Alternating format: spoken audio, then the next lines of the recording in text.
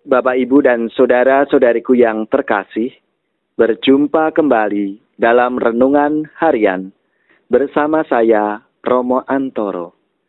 Hari Selasa, 1 Agustus.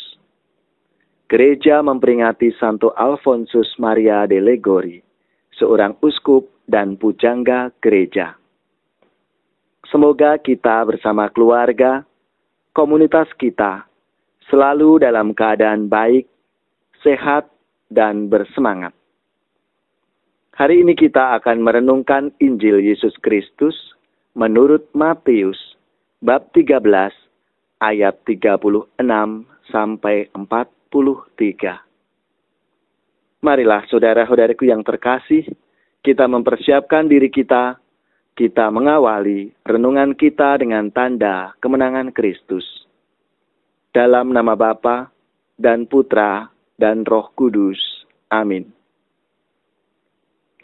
Pada suatu hari Yesus meninggalkan orang banyak lalu pulang.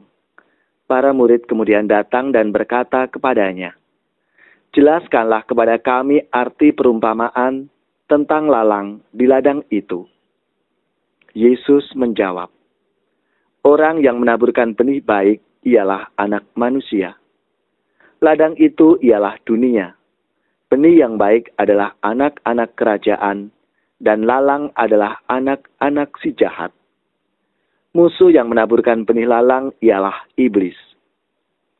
Waktu menuai ialah akhir zaman, dan para penuai itu malaikat. Maka seperti lalang itu dikumpulkan dan dibakar dalam api, demikian juga pada akhir zaman, Anak Manusia akan mengutus malaikat-malaikatnya, dan mereka akan mengumpulkan segala sesuatu yang menyesatkan dan semua orang yang melakukan kejahatan dari dalam kerajaannya. Semuanya akan dicampakkan ke dalam dapur api. Di sanalah akan terdapat ratapan dan kertak gigi. Pada waktu itulah orang benar akan bercahaya seperti matahari dalam kerajaan Bapa mereka. Siapa bertelinga, hendaklah ia mendengarkan." Demikianlah Injil Tuhan. Terpujilah Kristus. Bapak, Ibu, dan saudara-saudariku yang terkasih, apa kabar semuanya? Semoga kita semua tetap bersemangat, penuh sukacita, dan selalu bersyukur. Hari ini gereja memperingati Santo Alfonsus, uskup dan pujangga gereja. Alfonsus lahir di Napoli, Italia, tanggal 27 September 1696, dan meninggal di Nocera, Italia, tanggal 1 Agustus 1787. Alfonsus lahir dari keluarga bangsawan Kristen yang saleh. Ia dididik ayah dan ibunya dengan sangat baik dalam hal iman dan cara hidup Kristiani. Seminggu sekali ia disuruh tidur di lantai tanpa alas. Tujuannya agar Alfonsus terbiasa dengan pola hidup sederhana dan tidak manja. Semua perintah dan ajaran disiplin dari orang tua dijalankan Alfonsus dengan setia. Berkat didikan orang tua, disiplin hidup yang keras dan tekun dalam belajar, maka pada usia 16 tahun, Alfonsus sudah meraih gelar Doktor Honoris, doktor hukum di Universitas Napoli, Italia, dengan predikat Magna Cum Laude. Artinya, indeks prestasi Alfonsus adalah 4. Ini berarti semua mata kuliah nilainya adalah A. Sungguh luar biasa. Saudara-saudariku yang terkasih, Alfonsus selalu menjadi seorang advokat atau pengacara. Dan ia selalu menang dalam setiap perkara yang ia bela, sehingga namanya semakin populer. Namun pada tahun 1723, ia diminta untuk membela satu perkara besar. Dan kali ini, untuk pertama kalinya, ia gagal. Kalah di pengadilan. Dan ini yang membuat dirinya malu.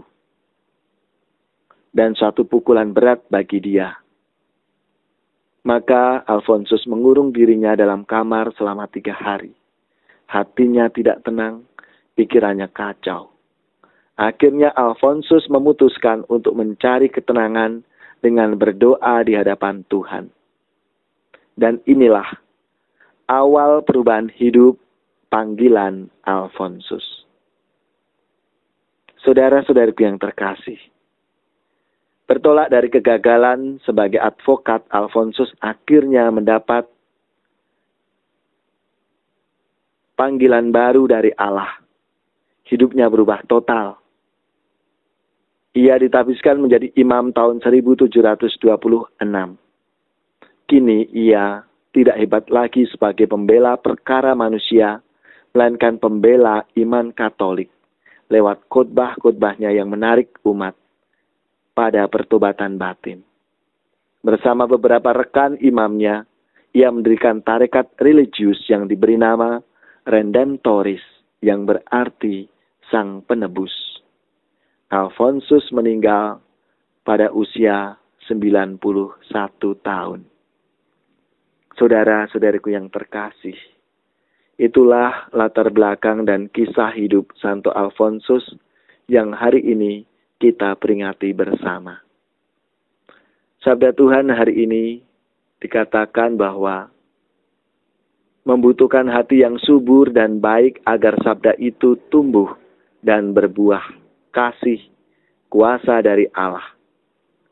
Banyak pihak yang akan mengambil benih sabda yang baik itu, maka kita perlu waspada dan minta berkat dari Tuhan sendiri untuk mewujudkan rahmat dan anugerah Tuhan di dalam hidup kita masing-masing.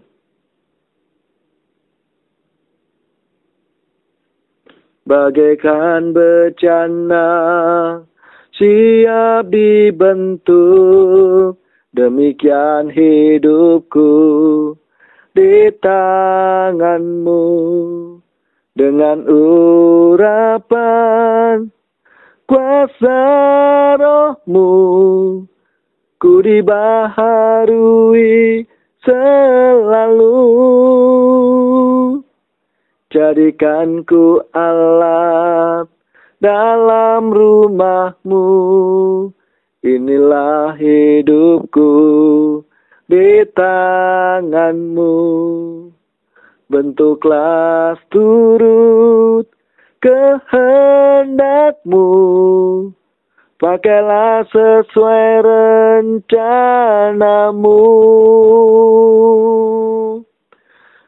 Ku mau sepertimu, Yesus, disempurnakan selalu dalam segenap jalanku,